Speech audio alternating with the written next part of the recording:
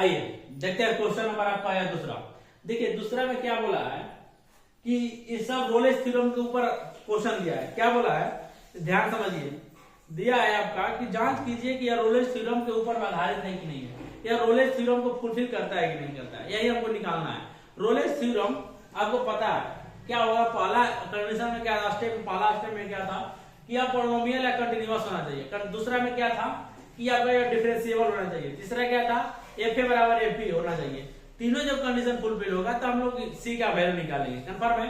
जब तीनों कंडीशन वही चेक कर रहे हैं, तीनों कंडीशन फुलफिल हो रहा है कि नहीं हो रहा, सी का वैल्यू निकलेगा कि नहीं निकलेगा, यही हमको फुलफिल करना है। कंफर्म है ना? तो सबसे पहले आप लोगों को क्या दिया, पहला क्वेश्चन दिया F X X, okay, F X equal to X, X belongs to क्या 5 to 9, राइट। तो हम लोग गिवन दैट फर्स्ट क्वेश्चन क्या करेंगे, गिवन दैट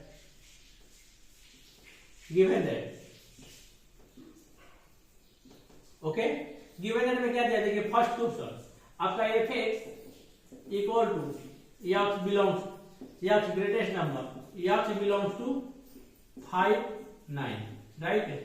इसको क्या बोल सकते हैं, एफ एक्स यह ग्रेटेस्ट इंटीजर नंबर है। जब ग्रेटेस्ट इंटीजर नंबर का डिफरेंशिएबल नहीं होता है, राइट, तो जब डिफरेंशिएबल नहीं होगा तो सिंपल से आप लिख सकते हो, जब डिफरेंशिएबल नहीं होगा तो फिर आगे बढ़े नहीं, क्वेश्चन कमेंट नहीं करना है, क्योंकि पहला दूसरा कंडीशन ही फुलफिल नहीं किया।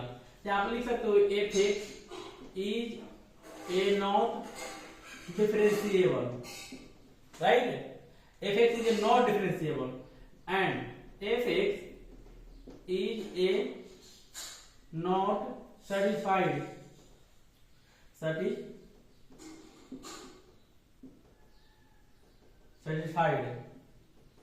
okay, satisfied to all condition, to all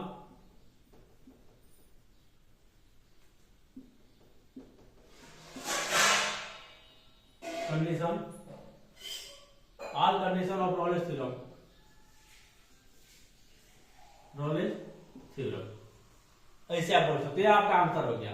confirm है? दूसरा क्वेश्चन यही भी यही पे आप कर लीजिए। दूसरा भी क्या कह रहा है, दूसरा क्या आपका दिया है, गिवन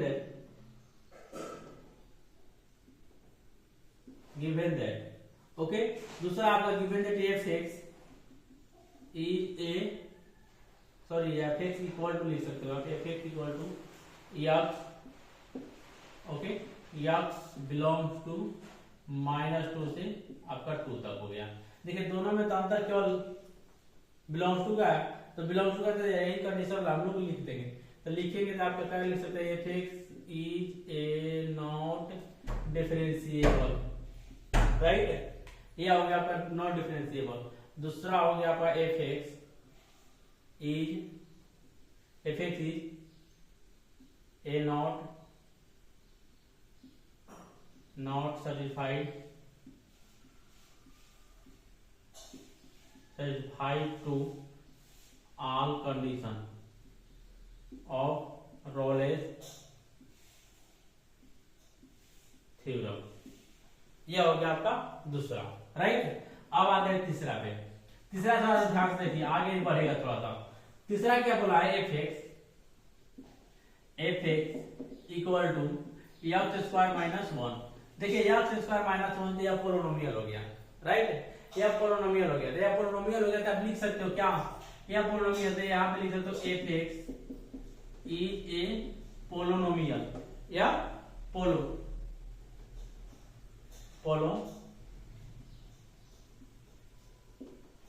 पोलिनोमियल फंक्शन, ओके।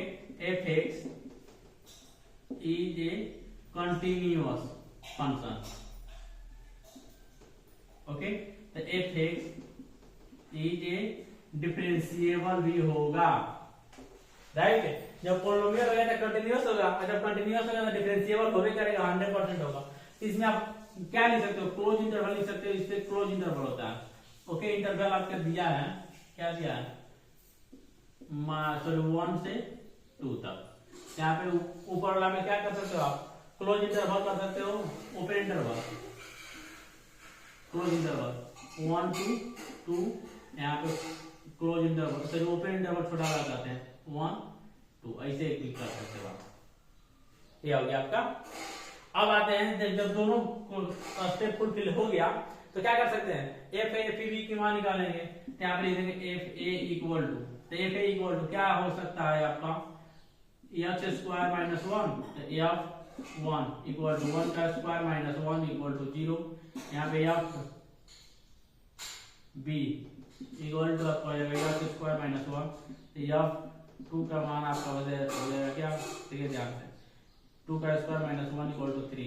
आप लिख सकते हो F A not equal to F B. Okay, जब इक्वल टू नहीं होता है तो क्या होता है, मीन वैल्यू थ्योरम होता है, पता है ना आपको। मीन वैल्यू थ्योरम चाहे निकालना नहीं है, तो हमको बतलाना है कि यह सर्टिफाइड होगा कि नहीं होगा। तो क्या लिख सकते हैं आप, hence hence hence F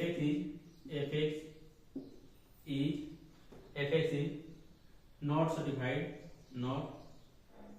not satisfied to all conditions of Rolle's theorem। ये आप बोल सकते हैं, इससे आप क्वेश्चन नंबर तीसरा राइट है। अब आते हैं चौथा पे।